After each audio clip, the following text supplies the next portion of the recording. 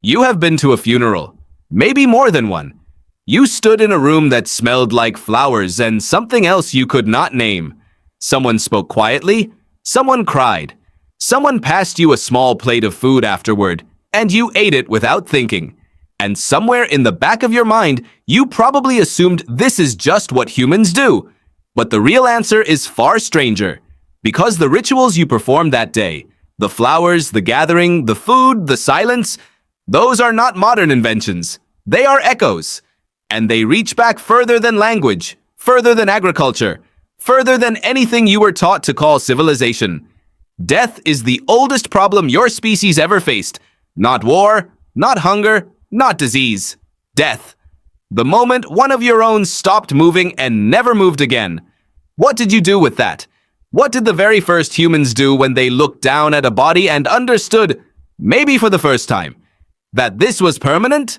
Anthropologists have been trying to answer that question for over a century, and what they have found does not look like what you might expect.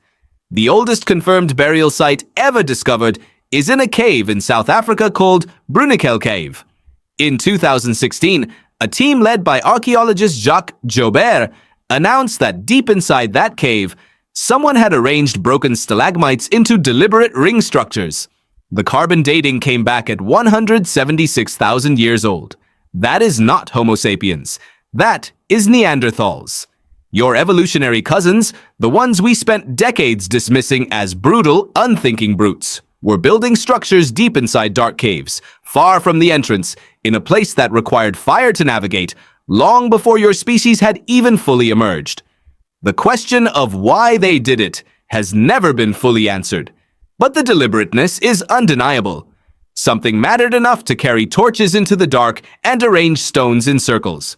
Whether that something was a body, a ritual, or a belief, no one can say for certain. But intention was there. Move forward about 70,000 years and enter a cave in Israel called Skul. Here, in 1932, researchers uncovered the remains of 10 individuals, Homo sapiens, buried with deliberate care. One of them, a male, had been placed in the earth with the lower jaw of a wild boar held against his chest. Not dropped there. Held, positioned. Someone made a choice about what this person should carry with them. That is not just disposal of a body. That is a story being told. A belief being expressed. About what? About what comes after. Your ancestors were not the first creatures on Earth to die, but they may have been the first to insist that death was not the end. Archaeologist Chris Stringer of the Natural History Museum in London has described early burial behavior as one of the clearest markers of what he calls behavioral modernity. The capacity to think symbolically, to project meaning onto objects, to believe that a dead person still exists in some form that requires honoring. This is not a small thing. This is the cognitive leap that separates your lineage from every other animal that has ever lived on this planet. But here is where it gets complicated. Because burial is not the only thing your ancestors did. In some cases, it was not even the most common thing. Across dozens of archaeological sites in Europe and Asia, researchers have found something far more disturbing than burial. They found evidence that ancient humans ate their dead. Before you recoil, stop. Because the reasons matter enormously. Paleoanthropologist Tim Cole and a team from University College London published a landmark study in 2017 that compiled evidence of mortuary cannibalism from at least 15 prehistoric sites across Europe. These were not acts of starvation. In many cases, the individuals consuming the dead had access to other food. The bones showed signs of deliberate processing, defleshing, marrow extraction, careful disarticulation, the same techniques used on hunted animals. And at some sites, the skull had been specifically modified, the top removed, the inside scraped clean, turned, almost certainly, into a drinking vessel or a container. What does that mean? It almost certainly means the same thing it means in the handful of cultures that practiced ritual cannibalism into the modern era. Consuming the dead was consuming their power, their life force, their memory. The four people of Papua New Guinea practiced this ritual until the 1960s. For them, eating the dead, especially the brain, was a form of respect. A way of keeping the deceased inside the community. A refusal to let go. Your ancient ancestors, standing in the firelight of a Paleolithic camp, eating the flesh of someone they had loved, were not being savage. They were being human, and that is the thread that connects you to them. Because what is a wake? What is the meal after a funeral? What is every culture's tradition of eating together after someone dies? You gather. You share food. You bring the community into your body. You hold each other. You tell stories. And somewhere in all of that, the person who is gone remains present. Not in flesh, in memory, in ritual, in the space between you and everyone else in that room. Philip Lieberman of Brown University, who spent decades studying the evolution of language and cognition, argued that the emergence of complex ritual behavior around death is directly linked to the emergence of abstract thought.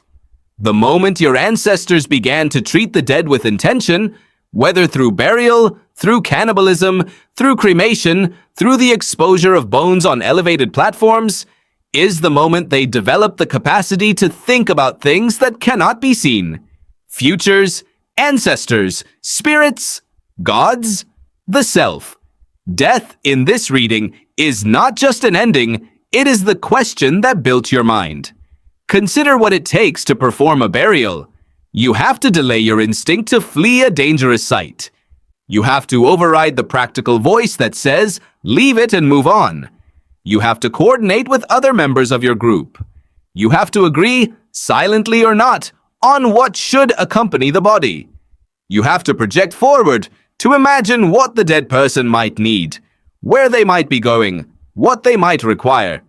All of that requires a kind of thinking that is completely absent in every other animal on this planet. Your dog will grieve.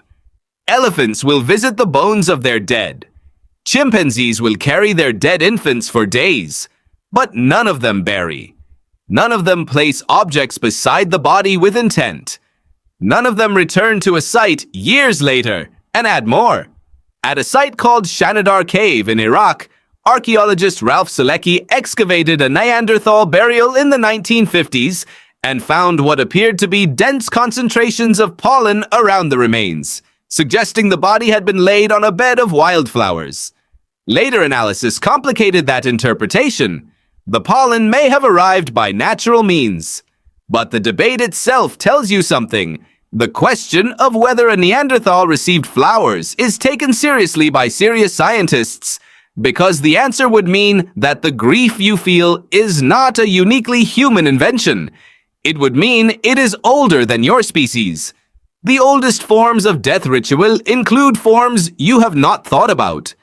In parts of ancient Asia and among certain indigenous cultures, the dead were exposed on elevated platforms, trees, towers, hillsides, and left for birds and weather to return them to the earth. This practice, called sky burial, still exists in parts of Tibet today. In other regions, the bones were cleaned and repainted with red ochre, the same red pigment your ancestors used on cave walls, and reburied in collective ossuaries. Why red? Because red was the color of blood, of life. Painting the bones red was a way of putting life back into the dead. Your ancestors were not confused about death.